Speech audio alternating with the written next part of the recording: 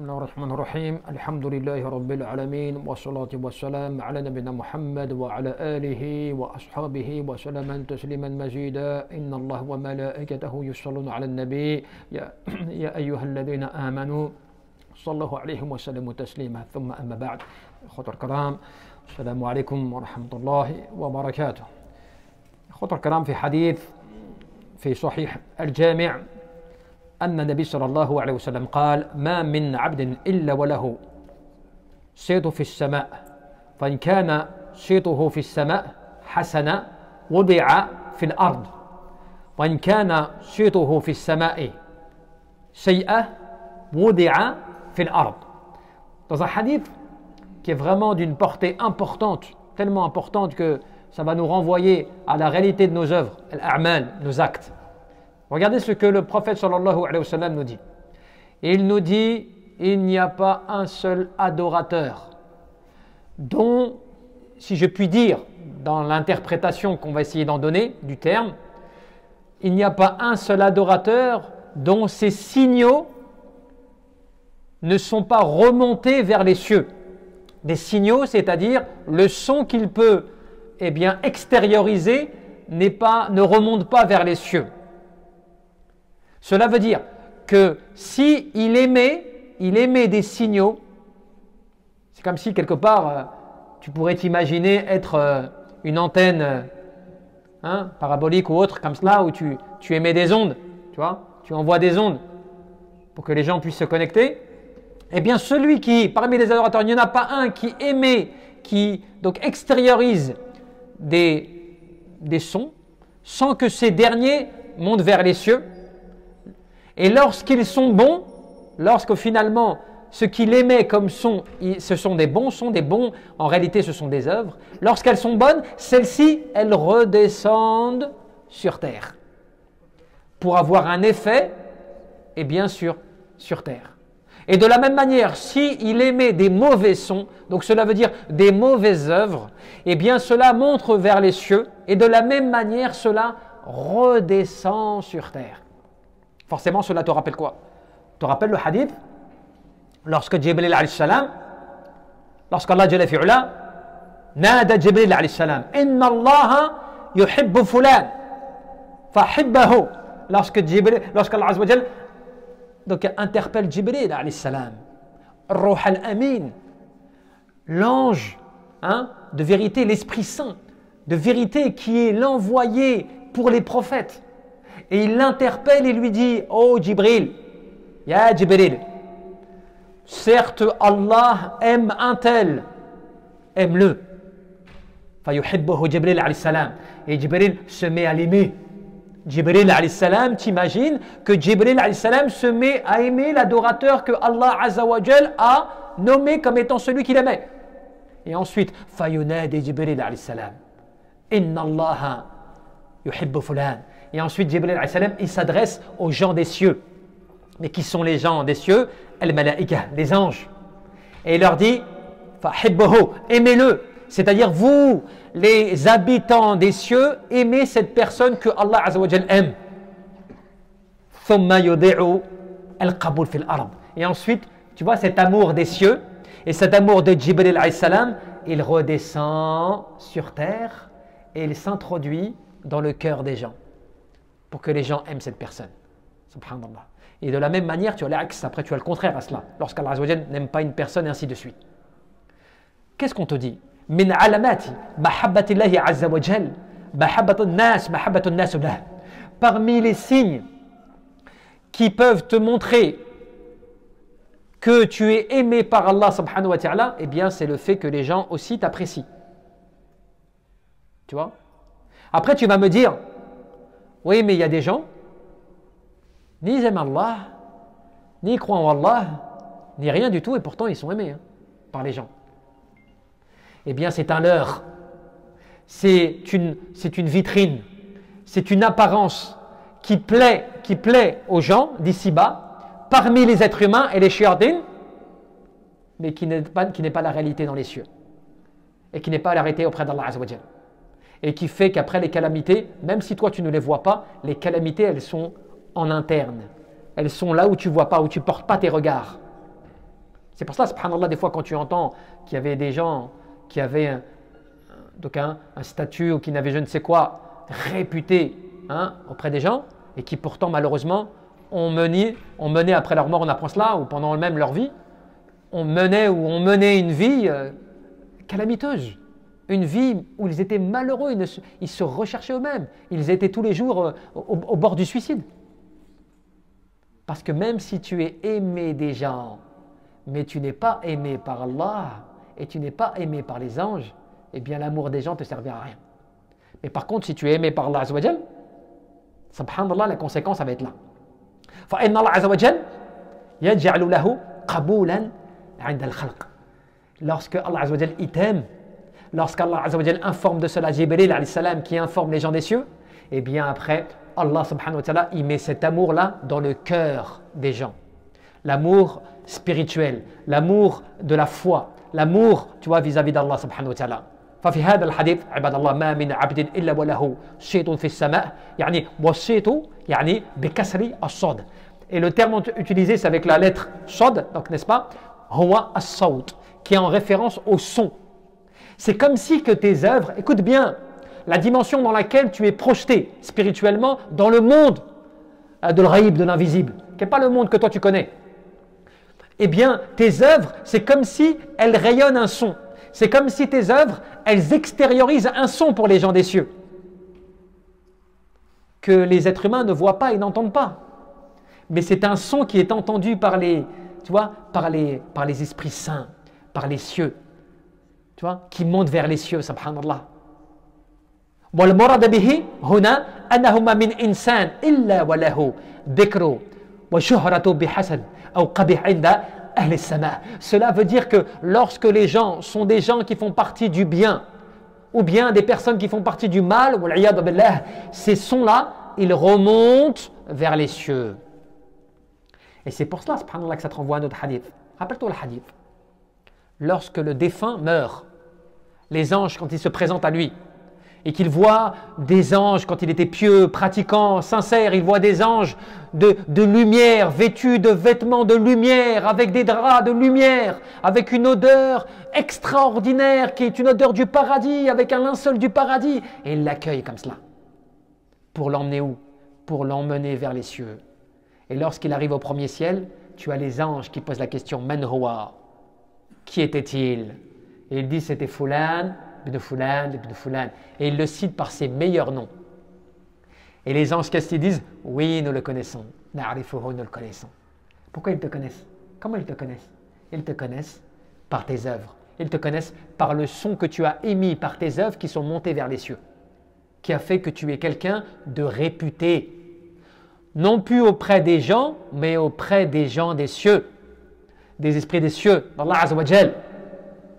Auprès d'Allah subhanahu wa ta'ala. Donc, quand tu montes vers là-haut, eh bien, tu es connu comme étant une âme de référence, une âme qui est dotée d'un bon fond et ainsi de suite, avec des bonnes œuvres qui t'accompagnent, avec une odeur magnifique. Et ensuite, quand tu as traversé les cieux, tu redescends sur terre et on te met dans ta tombe. Et après, ton esprit rentre dans ton corps et après, on t'interroge. Subhanallah. Mais après, tu as l'axe, tu as le contraire à cela après. Ceux qui font partie de l'qaba'ih, des plus mauvais. De la même manière, tu as tout le contraire, où toutes les portes se ferment, où les anges ne permettent pas, où ils le citent par les plus mauvais noms, et ainsi de suite. C'est très grave. Et c'est pour cela, ibadallah, quand on te dit quoi? On te dit, ce sont les anges qui apprennent à te connaître. Parce que tu as les anges qui marchent avec toi, les anges à ta droite et à ta gauche, les anges qui sont devant toi et derrière toi, les anges qui t'accompagnent toute ta vie, et qui connaissent tes œuvres, et dont tes œuvres sont élevées vers les cieux, vers Allah subhanahu wa ta'ala. فإن كان يعني صيته في السماء حسنة أي إذا كان ذكره في السماء حسنة وضع له في الأرض حسنة. Eh bien, les conséquences de tes œuvres bonnes, quand elles montent vers les cieux et qu'elles redescendent sur terre, elles ont un effet positif sur la terre. Mais il faut que tu prennes garde aux mauvaises œuvres qui montent vers les cieux et qui, quand ils redescendent sur terre, elles ont un effet négatif. C'est pour ça des fois, wal'iyadu billah, c'est comme une fois une personne qui disait, je ne comprends pas, à chaque fois, il y a telle ou telle chose qui m'arrive. À chaque fois que je me retrouve dans une situation avec des gens, qu'il y a une dispute, qu'il y a une embrouille, il y a quelque chose, c'est moi je suis concerné. Ou bien les gens, ils se rabattent sur moi. C'est sur moi qu'ils viennent, qui se retournent. Je ne comprends pas. Tu vois, on ne donne pas d'interprétation. Mais il faut qu'on prenne garde. Tu ne te poses pas de questions. Tu ne te dis pas, c'est bizarre. Tu vois, pourquoi les gens, et des fois qui émettent des choses mauvaises ou qui ont un comportement mauvais, ils se rabattent sur moi. Qu'est-ce que je fais pour que cela attire le mal comme cela? Qu'est-ce que je fais pour que cela attire les mauvaises ondes? Tu vois? Comment se fait-il que, tu vois, eh bien, j'attire comme cela, comme un aimant, hein, les choses négatives? Tu sais, Abu Darda, min al-kibar as-sahaba, parmi les grands compagnons. Un jour, il écrit, il écrit à un de ses frères un jour, Abu Darda, les grands compagnons. Il lui écrit une lettre et il lui dit, Amma ba'd, inna al-abda idha amila bi ta'ati Allah, ahabbaha Allah. Fa idha ahabbaha Allah, hababahu ila khalqih. وإن العبد إذا عمل بمعصية الله أبغضه الله فإذا أبغضه بغضه إلى خلقه. Il lui écrit, il lui dit, sache, après ce que je viens de te dire, après l'introduction, sache que certes un adorateur, lorsqu'il fait des bonnes œuvres, eh bien il est aimé par Allah. Et lorsqu'il est aimé par Allah, Allah met cet amour dans les gens. Mais sache aussi que lorsqu'un adorateur fait des mauvaises œuvres, eh bien Allah Azza wa Jal, c'est pas qu'il le déteste, mais le désapprouve. Tu vois?